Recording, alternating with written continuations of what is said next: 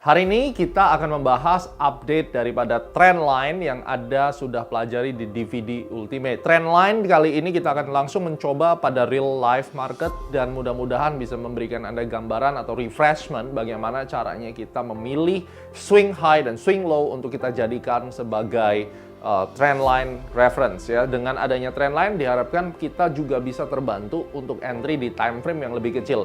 Mari langsung saja kita lihat bagaimana caranya menggunakan trendline untuk entry di market yang saat ini sedang berjalan.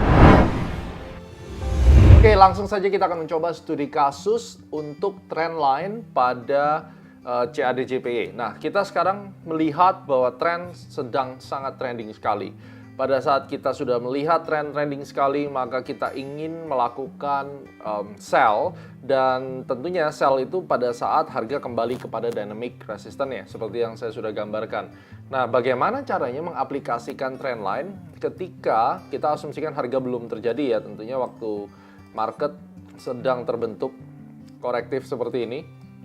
Kita tahu bahwa ini bagian daripada bearish trend, dan kalau tadi kita perhatikan time frame-nya adalah di M30 ya, kita melihat seperti ini, maka kita turunkan dua time frame ke M5, dan di M5 ini kita langsung melakukan pemetaan berdasarkan trendline. Jadi asumsinya ini belum terjadi, polanya yang Anda saat ini sedang lihat adalah yang terakhir, maka kita ambil trendline dan kemudian kita akan ambil satu kaki dan kita tempelkan seperti ini ya.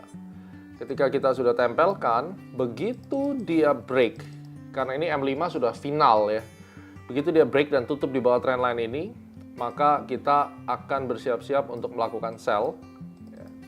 Dan swing yang dimaksudkan misalnya di sini ya, kita taruh di bawah-bawahnya. Ini swingnya belum terlihat, jadi saya akan mengambil swing yang ada di sini. Ingat, swing low itu yang paling penting karena di sini tidak ada swing low yang signifikan.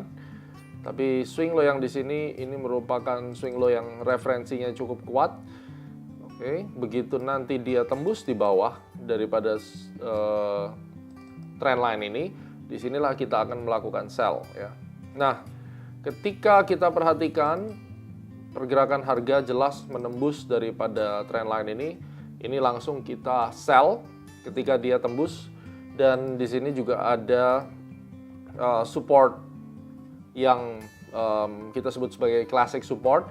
Jadi pada saat dia menembus trendline yang miring dan juga dikonfirmasi dengan horizontal line support, disinilah kita akan melakukan sell. Dan Anda bisa lihat bahwa pergerakan harganya drop dengan signifikan ini di M5, karena setelah kita entry kita kembalikan lagi ke M30. Demikian juga pada tren-tren yang sebelumnya, kalau Anda perhatikan, oke, dia sudah turun, lalu kemudian dia kembali ke moving average di M30, lalu kita coba memberikan area kuning ini ya. Lalu kita kembali ke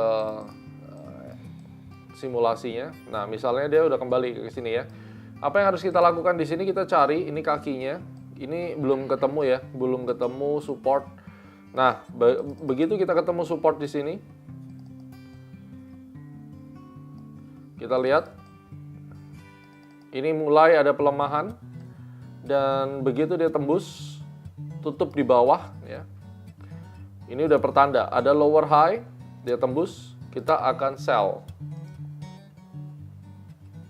Ya.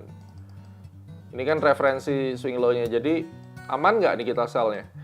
Ya, kita lihat dia tembus di area sini, sebenarnya udah boleh sell ya, karena ini dia udah tembus daripada trendline. Ini cara menggunakan trendline untuk entry, dan at least dua swing low yang kita bisa gunakan. Nah, bagaimana dengan pada saat situasi seperti ini? Stop loss-nya kan pasti di sini, dan ini kena nih stop loss sekali. Biasanya kalau kita sudah kena stop loss sekali, lalu kita akan kembalikan, kita comparing dengan tren besarnya apakah masih bearish. Kalau tren besarnya masih bearish, kita kena cut sekali, kita akan gambar lagi ya. Jadi ini penting sekali. Nah, itu kan masih naik tuh. Ini kita tarik,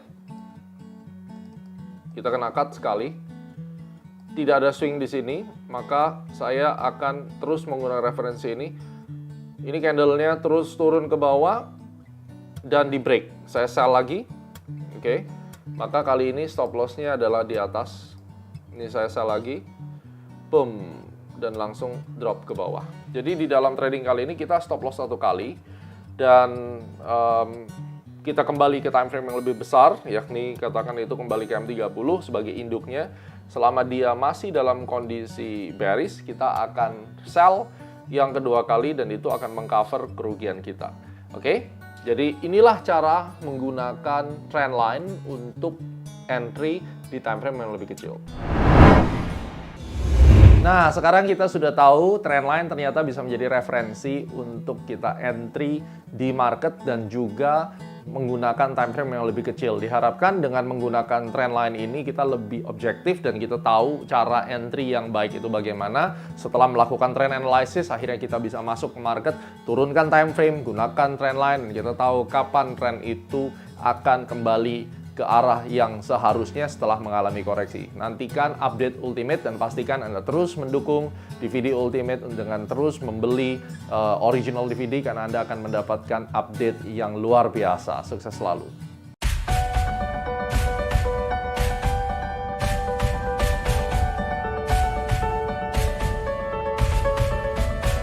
Anda akan mempelajari bagaimana cara menggunakan Fibonacci.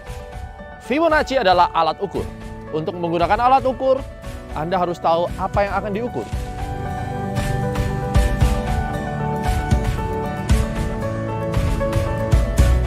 The pattern akan menjadi satu panduan dasar. Mulai hari ini Anda tidak akan lagi trading dengan sembarang pattern.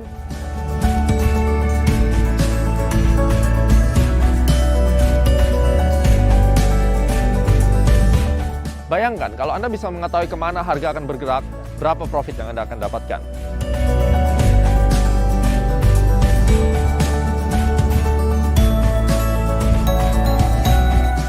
Kalau kita bicara tentang support resistance, saya mengkategorikannya menjadi 3. Yang pertama adalah classic support resistance, yang kedua adalah dynamic support resistance, dan yang ketiga yang akan kita fokuskan adalah harmonic support resistance.